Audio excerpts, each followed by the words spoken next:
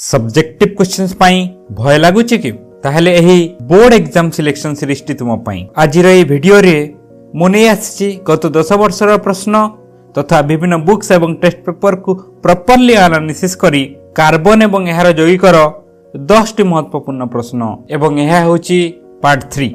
प्रथम प्रश्न टी हैला विद्युत संयोजी यौगिक ओ सहसंयोजी यौगिक गुड़िकर धर्म दुईटी पार्थक्य लेख जहाँ 2016 एनुअल रे आसीथिला। द्वितीय प्रश्न टी हैला कार्बन परमाणु कि प्रकार बंध गठन करे उदाहरण सह कारण लेख जहाँ 2024 एनुअल रे आसीथिला एवं आसीबार मध्य संभावना रहिछि। तृतीय प्रश्न टी हैला कार्बन रो विभिन्न अपरूप विषय रे आलोचना करो जहाँ अनेक थर रिपीट होइछि 2 मार्क क्वेश्चन रूपे एवं 3 मार्क क्वेश्चन रूपे।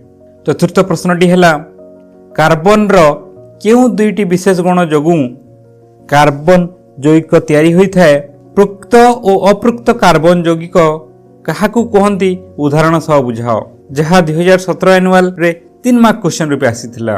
पंचम प्रश्न टी हैला डॉट क्रॉस इलेक्ट्रॉन संरचना एवं ग्राफिक संकेत सह हेक्सेन अणु साइक्लोहेक्सेन अणु पेंटेन अणु एवं हेक्टेन अणु रो संकेत गुड़िक लेख जहाँ 2015 सप्लीमेंटरी 2016 सप्लीमेंटरी आस्थिला।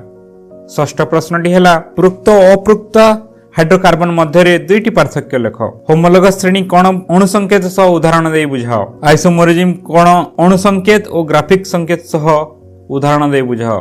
सप्तम प्रश्न टी हैला अल्काइन श्रेणी रो यौगिक गुड़िकर उदाहरण सह होमोलोगस श्रेणी रो दुईटी वैशिष्ट्य आलोचना करो जहाँ 2017 एनुअल रे आसीथिला।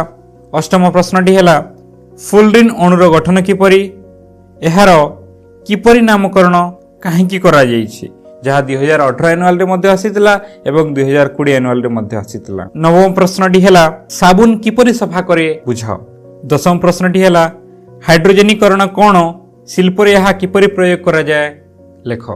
एही परि आहुरी महत्वपूर्ण प्रश्न गुड़िक पाइबा पई वीडियो टी को लाइक कर दियो एवं शेयर कर दियो तथा चैनल को सब्सक्राइब करी बेल आइकन दबे दियो। Thank you so much.